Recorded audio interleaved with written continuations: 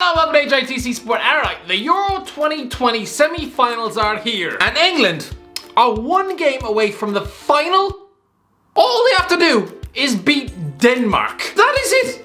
Denmark! A team with Martin Braithwaite stuffed up front. That human sack of overcooked ready breck, that's who my hopes are resting on. The legs of Middlesbrough flop. Stick him next to Messi, and he looks like he's playing a different sport. Him! That man is my saviour right now. But it's a bit ironic considering Braithwaite was the guy who scored the header in Dublin to cancel Ireland's automatic qualification hopes. Listen, Declan Rice and Jack Grealish are on the verge of getting their grubby mitts on the Euro 2020 trophy, writing themselves into England folklore forever. Yeah, just 3 years after kissing the Irish badge. And I'm just supposed to sit here and take this. That's 3 years ago. Rice was learning the national anthem of Ireland and pretending to like Father Ted. Look at him now. If anything, he's trying to be even more English to overcompensate. Have any of you heard him in post-match interviews lately? He sounds like an over-bloated Del boy. Next, he's probably gonna get a tattoo of the Union Jack on his forehead. When they swapped Ireland for England, I thought, okay, fine, maybe at least I can laugh at them when they suffer an inevitable Iceland-esque meltdown in an England shirt. You know, every 4 years when England's potentially world-class players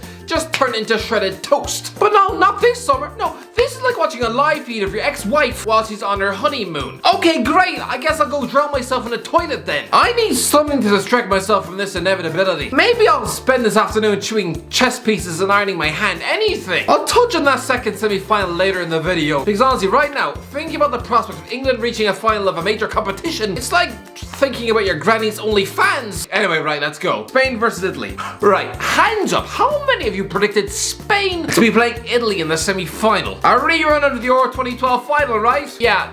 No, that game ended 4-0 to Spain, with the Spanish demonstrating arguably the most perfect performance ever seen in a European Championship final. After 93 minutes, you had Iker Casillas literally begging the referee to blow the whistle early out of respect for the opponent. Lads, you had your own goalie desperate for you not to score a fifth. Even Fernando Torres got himself on the score sheet. Yeah, I know he scored the winner in the Euro 2008 final, but back then he was arguably the deadliest striker on the planet. By 2012, he looked like an X-Factor reject who had now lost control of his feet. Honestly, in front of goal, he was about as natural as Courtney Cox's face. But if you're expecting a similar performance from Spain, then no. For a start, only Sergio Busquets is still there. The rest of that glittering bunch of world-class players now work in Monaco, Japan, and Qatar. I mean, come on. Lads, I'm gonna say it. Spain have been a big ball of utter pig snot so far. Honestly, throughout this tournament, they've been luckier than Bill Cosby this week. Let's not forget, they stumbled their way through the group stage, failing to beat Sweden or Poland, with Alvaro Morata and Gerard Moreno showing that they're actually allergic to international football. I mean, Christ above, Morata just looks like a fat Spanish Ricky Lambert. Yes, they slammed Slovakia 5-0, but they were helped by Martin Dubravka, morphing into a guy with wrists made of marshmallow, palming an own goal into the net to take off the pressure. Considering the score was 0-0, and Spain had just fluffed a penalty kick, I'm convinced that if Dubravka hadn't gift-wrapped them a first-half present,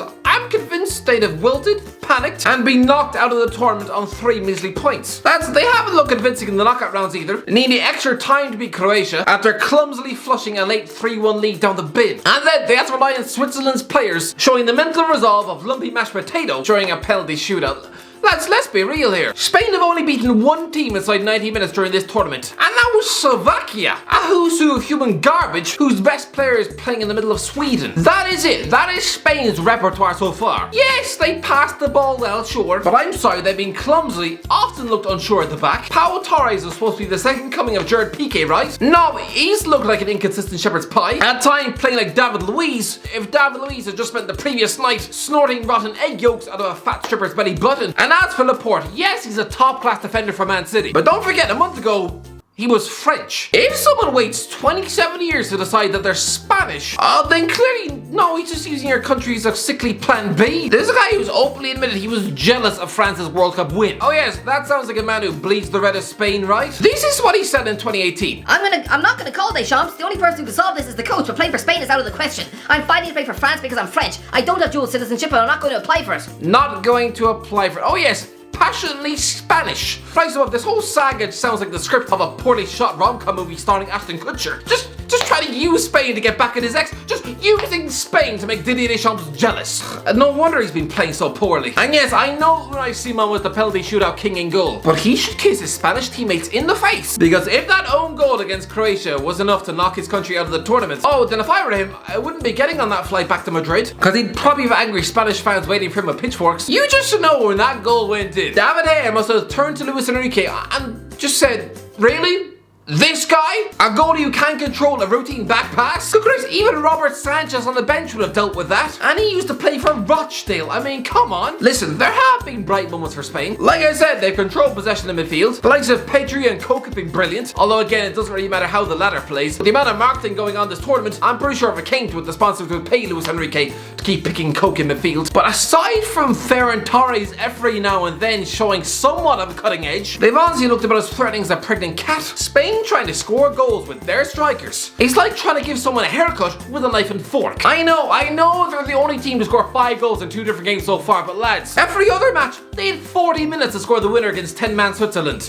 They had 28 shots at goal and scored 1. I mean, come on. Italy, by contrast, lads, who saw this coming? This set of players couldn't even qualify for the 2018 World Cup. Yeah, Iran, Saudi Arabia and Panama were invited to that party, but not Italy. Before Roberto Mancini took the job, Italy were the joke of European football. Who was their manager? Gianventura. Yes, this guy had over 20 jobs on his CV, but that's not a good thing. It just means he keeps getting sacked. I'm gonna say the job that Mancini has done with this Italy team is the best job of his career. Which is weird considering the only reason he went into international management was because he was finished in club football. His career was pretty much at the bottom of a pile of pig urine. The Wigan Cup final in 2013 seemed to melt his stock around his ankles. He immediately went to work in Turkey with Galatasaray, was sacked after a year, then returned to Inter Milan, stumbled around in mid-table for a bit, before being banished to Russia with Zenit St. Petersburg in 2017, where he finished 5th. 5th in the Russian Premier League. That is where Mancini's career was at. For a fella who once pipped Sir Alex Ferguson to a Premier League title, oh, that would have been just embarrassing. You'd probably all assume this fella had lost his touch, that his tactics were out of date, that he was about as much use in the dugout as a headless River Island mannequin, and yet now, taking an Italy team in crisis to over 30 games unbeaten and winding up in the semi-final of the European Championships, exacting revenge on Roberto Martinez by knocking his Belgian golden generation out in the quarterfinals. By the way, a very quick word on him.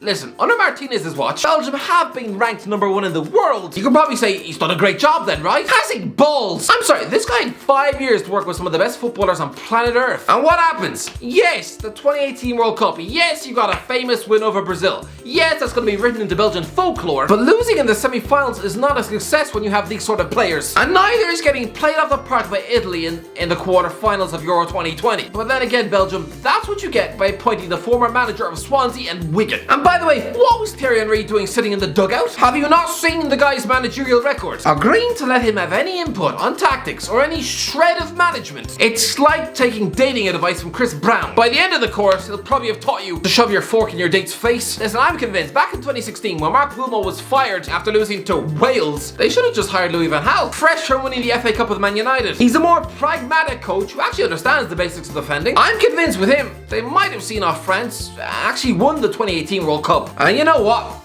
Probably even Euro 2020 as well. But I'm sorry, Bobby, you've had a shocker. And I'm convinced his stock is now taking a tumbling to the point where his next job in club football will probably be a rescue job at somewhere like Fulham. So who's going to win the Spain-Italy match then? This is going to be a walk in the park for the Italians. I'm going to say it. Spain have no chance, utterly none. Italy have controlled possession in every match. They've looked tight at the back, but unlike most stereotypically defensive-minded Italian teams, they also create chances galore. There's no standout world-class player for Italy, no. Just a collection of good players who know their job. Just like at Euro 2016 when under Antonio Conte, they slapped Spain about like a wet fish. Then I'm sorry lads, you're gonna be in for a world of pain. It's not gonna be fun. If any of you out there are Spanish, just switch off. Go and spend the afternoon watching My Little Pony or trimming your toenails with a knife and fork, because this, oh, it'll be utter humiliation. I'm gonna go for 3-0 Italy. The Spanish will look so far out of their depth. Sorry, Luis Enrique. This is going to be the end of your career in international management. England versus Denmark. Right, so this is it. England versus Denmark. Come on, Denmark, please. With every fibre of my being, just do this one good deed for me. If you knock England out, then I promise I will say one nice thing about your country in every video for the next year. I'll make an apology video to Martin Braithwaite for comparing him to a 3-legged piglet. Anything you want, I'll fly to Denmark. I'll have a pint of Carlsberg in the city of Copenhagen. Anything, just Oh, please do this. Honestly, hoping England lose is all I've got. As a proud, Christ, look at James McLean. That's how he spent last week. Sitting in a German shirt. I mean, come on. Listen, lads, Denmark are the people's champion right now. And rightfully so. But this reminds me of when Anderson Gibb was the people's champion in YouTube boxing and then got utterly slapped like a ham and cheese baguette in a boxing ring against the enemy. But listen, lads, Denmark have done well. For the last 2 weeks, they've blitzed everyone out of the water, beating Russia 4-1, Wales 0, and recently Czech Republic 2-1. These are good results, but I'm sorry, this is where it ends, isn't it? Denmark are 1 game from a final, but this isn't 1992. Listen, it would be the perfect tribute for Christian Eriksen, yes. I mean, good Christ, when they decided to play the second half against Finland, it looked like an emotional decision which backfired and threatened to ruin their entire competition. It was the easiest game on the list, and losing at home to Finland. Imagine predicting them within 3 weeks to be 1 game from a final. It's a team stuffed to the brim with stand-up performers. They have a rock-solid spine, and their players are having the tournament of their lives. And I know they won at Wembley last year, 1-0 Eriksen penalty. One of the most insufferably boring matches I've ever sat through in my life. So they do have a chance, but this England side is ridiculous. Lads, outside of Bayern Munich and Erling Haaland, Jadon Sancho is the best player in the Bundesliga, and he's not even assured of his place in the team. Your attacking options are ridiculous, but not only that, you have a rock-solid defense. I know for the next week, football YouTube is going to be unbearable. I might actually just stick pencils in my ears. But I'm sorry, England are winning this game. Of course they are. When England do get to the final of Euro 2020, it's actually been quite funny to see that English YouTubers were actually screaming for their manager's head during the tournament. You could feasibly win this tournament without conceding a goddamn goal. But lads, I'm going to say it, England are going to win the tournament. Of course they are. They haven't conceded a goal yet. I'll predict a tense, tight game. 1-0 England win. But here's the question though, if and when England reach the final, do you want to see a watch along? Every other watch along is going to be English people praying for them to beat Italy, but warning, it'll be a different vibe on mine. If you want to watch along, let me know in the comment section below. Let me know the predictions. What do you think is going to happen? If you enjoyed the video, don't forget to like, subscribe, and as always, I'll talk to you in a while.